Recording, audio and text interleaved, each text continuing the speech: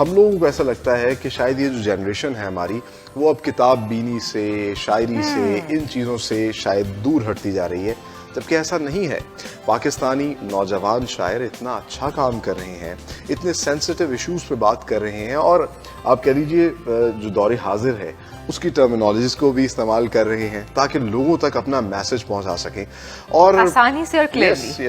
اور جو شاعر ہوتے ہیں، فنکار ہوتے ہیں، بڑے سینسٹیو لوگ ہوتے ہیں، یہ سوسائٹی کے بہت سے پہلوؤں کو بڑا سینسٹیولی دیکھتے ہیں، کرٹیکلی اینالائز کرتے ہیں، اور وہ کہتے ہیں نا کہ دریا کو کوزے میں بند کرتے ہیں، تو اسی طریقے سے ایک شاعر بھی یہ کام کرتا ہے۔ آج ہمارے ساتھ جو ٹیلنٹڈ نوجوان موجود ہیں وہ شاعر بھی ہیں، تقریباً 4 کتابیں لکھ چکے ہیں، اس کے علاوہ ادب سے ان کا تعلق ہے، بہت سے موضوعات پر جو ہے مضامین بھی انہوں نے لکھے ہیں، اپنا پولیٹیکل انالیسس بھی دیتے ہیں، مختلف اخباروں میں بھی ان کے کالمز شائع ہوتے ہیں، اور ورلڈ ٹائمز کے جو ہے وہ سینئر ایڈیٹر بھی رہے، جو کہ سکسیسفل میگزین ہے، اور پڑھانے کا بھی شغف رکھتے ہیں۔ نہ صرف انہوں نے فلم، ٹی وی، میڈیا کو پڑھا بلکہ اب پڑھا رہے ہیں اور مختلف یونیورسٹیز میں سرو کر چکے ہیں۔ ہمارے ساتھ موجود ہیں احمد حماد صاحب، welcome to the morning show. شکریہ سلمان۔ اتنی ڈائیورسیفائڈ فیلڈ میں آپ نے کام کیا ہے، آپ شاعر بھی ہیں، آپ پڑھاتے بھی ہیں، آپ نے میڈیا کے حوالے سے بھی بہت کچھ نالج رکھا ہوا ہے، سنیماز کا بھی شوق ہے۔ یہ جرنی کے حوالے سے بتائیے کیسے یہ لکھنے کا شوق ڈیولپ ہوا، پھر پڑھانے کا شوق ڈیولپ ہوا؟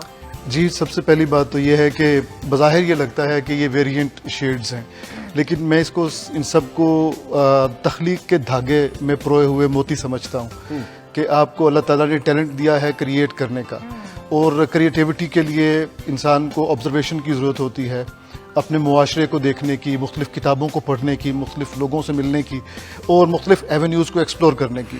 تو یہ جو تخلیق کا ایک اندر ایک کوندا تھا یا ایک لپک تھی، وہ مجھے لیے پھرتی تھی، کبھی کمپیوٹر سائنس کی دنیا میں، کبھی فلم میں، کبھی تھیٹر میں، کبھی پولیٹکس میں، کبھی یہ صحافت میں، اور اب بالآخر شاعری پہ۔ تو یہ جو ایک تھا تجسس تھا قدرت کو سمجھنے کا، جاننے کا، اور پھر اس کو پوئٹیکلی بیان کرنے کا، یہ مجھے مختلف ایونیوز میں لے کے جاتا رہا۔ تو اس طرح یہ کنیکشن جو ہے یہ تخلیق کے دھاگا ہے، تخلیق کا سٹرنگ ہے، جس میں سٹرنگ بیڈز یہ موتی ہیں وہ اس کے اندر جڑے ہوئے ہیں۔ کیا بات ہے۔ کچھ تو یہ چیزیں ڈیفینیٹلی ان بلٹ ہوتی ہیں، کچھ ان کو شارپ کرنے کے لیے کیا آپ کو اس طرح کی مجالس کا حصہ ہونا پڑتا ہے اور انسپریشن لینی پڑتی ہے اپنے سینئر سے؟ جی ہاں، بالکل۔ ایک ہم کہتے ہیں کہ آرٹ جو ہے وہ انیٹ ہے، اللہ تعالیٰ نے آپ کے اندر آرٹ پیدا کر لیا، وہ کسی بھی طرح کا ہو سکتا ہے، شاعری، موسیقی ہے، رقص ہے، کچھ بھی، لیکن craft which is the grammar of art, اس کو سیکھنا بڑا ضروری ہے۔ یہ بالکل ایسے ہی ہے کہ آپ بہت اچھے رائٹر ہوں گے، آپ کے ذہن میں نت نئے فکرے بنتے ہوں گے، نت نئے مصرے بنتے ہوں گے، لیکن جب تک آپ زبان نہیں سیکھیں گے، اس کے گرامر نہیں سیکھیں گے، ٹینسز نہیں سیکھیں گے، اس کی پنکچویشن نہیں سیکھیں گے، آپ ایفیکٹولی نہ بات کر سکیں گے نہ لکھ سکیں گے۔ تو یہ کرافٹ سیکھنا جو ہے یہ بہت امپورٹنٹ ہے۔ جب آپ شاعری کر رہے ہیں، اساتذہ کے قدموں میں جا کے بیٹھیں، آرگنائزیشنز ہیں شہر میں، جیسے کہ حلقہ ارباب ذوق ہے، حلقہ تصنیف ادب ہوتا تھا ایک زمانے میں، میں اس کا جنرل سیکرٹری ہوتا تھا، اور حلقہ ارباب ذوق کا تو میں نے الیکشن بھی لڑے۔ تو یہ ایک نا آپ سمجھ لیں کہ این جی او اس کو سمجھ لیں، یہ 1935 سے چل رہی ہے لاہور میں، اور ٹی ہاؤس جو ہے کلاسک، جو جب پاکستان بنا نہیں تھا تب بھی یہ ٹی ہاؤس ہی تھا، تو یہاں پہ اس کے جلسے ہوتے ہیں۔ تو میں نے وہاں سے بہت سیکھا، میں اس کا باقاعدہ ممبر ہوں، یہاں پہ مضامین پڑھتا تھا، غزلیں پڑھتا تھا، سناتا تھا، اور بالکل ایک نیوٹرل، بلکہ آپ یوں سمجھ لیجئے کہ بے لحاظ قسم کی، کوئی لحاظ، کوئی مروت نہیں ہوتا جب وہ کرٹیسزم کر رہے ہوتے ہیں وہاں پہ بیٹھے سامعین، حاضرین، تو اس سے ہم نے بڑا سیکھا۔ صحیح، لیکن آج کل جو ہم دیکھتے ہیں کہ بہت سے ہمارے جو نوجوان ہیں وہ سیکھنے کی طرف اتنا آتے نہیں ہیں، اور اگر ہم نے دیکھا ہے کہ اس طرح سے ہم نہ ادیب پیدا کر پائے، نہ ہم ایسے لوگ پیدا کر پائے کہ جو کہ بہت اچھے، جو کہ کیلیبر کے لوگ ہوا کرتے تھے پہلے، اور وہاں اس کی کمی، ایگزیکٹلی وہ کمی کس طرح سے ہم پوری کریں گے؟ یہ بڑا ایک دکھتی رگ آپ نے سمجھ لیں کہ چھیڑ دی ہے، یہ واقعی ایسی بات ہے۔ دیکھیں، ایک تدریس سے وابستہ ہوں میں، اور اس شعبے سے چونکہ منسلک ہوں، تو اس ناطے سے میں اپنی آنکھوں کے سامنے نوجوانوں کو اس طرح ضائع ہوتے دیکھتا ہوں تو بڑا دکھ ہوتا ہے۔ ہم لوگ اب سے 10 سال پہلے کے اسٹوڈنٹس کو دیکھیں اور آج کے اسٹوڈنٹس کو دیکھیں، ہم لوگ وہی ہیں، ہم لوگ کوشش کرتے ہیں کہ اپنے آپ کو اپ گریڈ کرتے چلے جائیں اور اتنے علوم حاصل کریں، لیکن اسٹوڈنٹس میں اب وہ ایک تھرسٹ، وہ جو ہوتی ہے، ایک ارج ہوتی ہے سیکھنے کی، وہ بتدریج کم ہوتی چلی جا رہی ہے، اس کا بنیادی سبب شاید یہ ہے کہ جو ہمارا جو سوشل انسٹیٹیوشنز ہیں وہ ویک ہو رہے ہیں موبائل کی وجہ سے, سوشل میڈیا آ جانے کی وجہ سے. لوگ اپنے آئسولیشن میں بڑے ہوتے چلے جا رہے ہیں, اپنے بڑوں کے ساتھ کم بیٹھتے ہیں, بزرگوں کے ساتھ کم بیٹھتے ہیں, ان سے جو ایک گیان لینا ہوتا تھا وہ کم لیتے ہیں, تو وہ ایک رشتہ کمزور ہو گیا. حالانکہ دیکھا جائے کہ سوشل میڈیا کے اپنے بہت سے فائدے ہیں اور جس طرح سے پوری دنیا کو کنیکٹ کر دیا, لیکن ہاں نقصانات اپنی جگہ ہیں. اور انفارچونیٹلی وہی جو نوجوان نسل ہے وہ شارٹ کٹس کی طرف جانا شروع ہو چکی ہے, ان کو کچھ ارننگ بھی ملنے لگی ہے. اچھا, آپ سے تو باتیں تو چلتی رہیں گی, لیکن آپ کی جو شاعری ہے جو بڑی دلچسپ ہے, اس کا بھی ساتھ ساتھ تڑکا لگتا رہے. تو آپ نے بہت سی ماشاءاللہ غزلیں اور نظمیں لکھی, آپ کے دل کے قریب کون سی, اور پہلے ہمارے ناظرین کو کون سی سنانے جا رہے ہیں؟ جی, جس کی مشاعرے میں بہت زیادہ فرمائش ہوتی ہے وہ میں آپ کو پیش کرتا ہوں. ہوا سے شہر پہ جب رات چھانے لگتی ہے, ہوا سے شہر پہ جب رات چھانے لگتی ہے, تیری جدائی میری جان کو آنے لگتی ہے. کیا بات, کیا خوبصورت. تیری جدائی میری جان کو آنے لگتی ہے, کبھی کبھی میں بہت کھلکھلا کے ہنستا ہوں, کبھی کبھی میں بہت کھلکھلا کے ہنستا ہوں, کبھی کبھی میری وحشت ٹھکانے لگتی ہے. کیا بات ہے, کیا کبھی کبھی میری وحشت ٹھکانے لگتی ہے. اور شعر دیکھیے گا سلمان, جو کہے نہ لگاؤں تو میرے سینے سے, جو کہے نہ لگاؤں تو میرے سینے سے کسی کے رونے کی آواز آنے لگتی ہے. بہت ہی اچھا, بہت ہی اچھا. جو کہے نہ لگاؤں تو میرے سینے سے کسی کے رونے کی آواز آنے لگتی ہے. اور جب یہ شعر اگلا کالج میں, یونیورسٹی میں مشاعروں میں سناتا ہوں تو لوگ کھڑے ہو جاتے ہیں کہ وہ جس کو میں نہیں اچھا لگا تھا کالج میں, وہ جس کو میں نہیں اچھا لگا تھا کالج میں, اکیلی ہو تو میرے گیت گانے لگتی ہے. اکیلی ہو تو میرے گیت گانے لگتی ہے. وہ آپ کے کافی فین ہوں گے. بٹ جس طرح سے ہم بات کرتے ہیں کہ ہم بہت سے جو فنکار ہوتے ہیں, سلمان جس طرح سے ذکر بھی کر رہے تھے, بہت سینسٹیو ہوتے ہیں ہمارے سوشل ایشوز کے حوالے سے بھی, ہمارے پولیٹیکل جو ایشوز ہیں ان کے حوالے سے, تو آپ اس طرف بھی لکھنے کا شوق ہے, اس کے حوالے سے بھی لکھتے ہیں؟ جی ہاں, جب میں یونیورسٹی کا بھی طالب علم تھا تو ان دنوں یہ میرے خیال میں جس طرف پاکستان کو جانا چاہیے وہاں نہیں جا رہا تھا. میں غلط ہو سکتا ہوں, لیکن میرا جو خیال تھا وہ جینون تھا, اس میں کوئی تصنع نہیں تھا.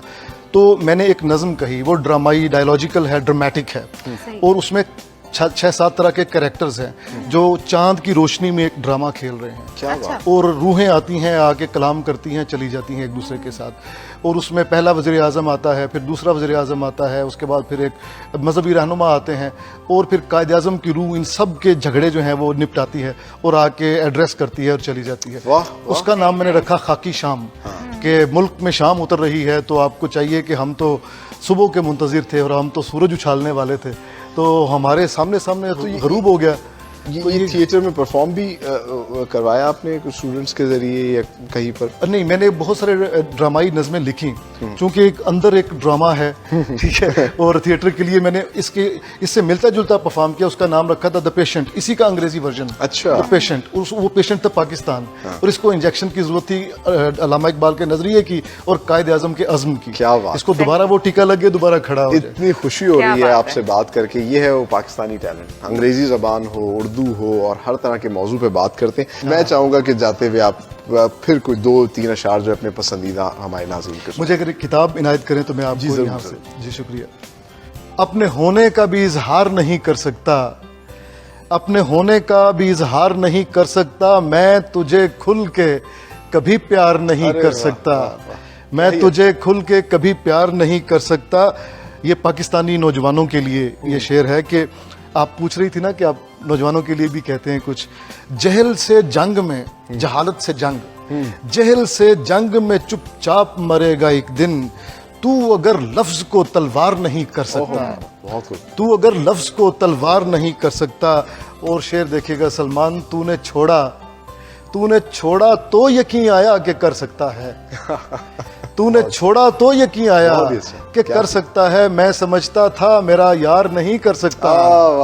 بہت خوبصورت. تو نے چھوڑا تو یقین آیا کہ کر سکتا ہے, میں سمجھتا تھا میرا یار نہیں کر سکتا. سامنے آ کے تیرے بارے میں سچ بولتا ہوں, سامنے آ کے تیرے بارے میں سچ بولتا ہوں, یعنی چھپ کر میں کبھی وار نہیں کر سکتا, بہت خوبصورت. یعنی چھپ کر میں کبھی وار نہیں کر سکتا. जिस तरह मैंने ज़माना भी तेरी नज़र किया, जिस तरह मैंने ज़माना भी तेरी नज़र किया, वैसे इस शहर का जरदार नहीं कर सकता। क्या बात है। बहुत शुक्रिया। Thank you so much. बहुत शुक्रिया। बेहतरीन आपका शायरी और बहुत बेहतरीन जिस तरह से आपने हमें सुनाया, हमारे नाजरीन ने डेफिनेटली बहुत एंजॉय किया होगा। हम सलमान जिस तरह से हमेशा कहते हैं कि हमारे जो यंगस्टर्स हैं उनको अपने तमाम तर जितने भी चीज़ें हैं जो वो कर रहे होते हैं उसके साथ साथ इस तरफ भी आना चाहिए, अदब की तरफ भी, किताबों की तरफ भी, पढ़ने की तरफ भी। और जो आप बात कर रही थी कि अब एक कहत हमें नजर आता है, कहतो रिजाल इस साइड पर, तो आपको देख के बड़ी उम्मीद हुई और बड़ा अच्छा लगा कि नहीं, पाकिस्तानी नौजवान जो हैं वो अपने अदब को, शायरी को, अपने लिटरेचर को भी लेके चल रहे हैं और उस पर काम कर रहे हैं। और thank you very much for coming. Thank you. You are Indeed very talented और हम कहेंगे इसी तरीके से अच्छा परफॉर्म करते रहिए, काम करते रहिए, अपना और पाकिस्तान का नाम रोशन करिए।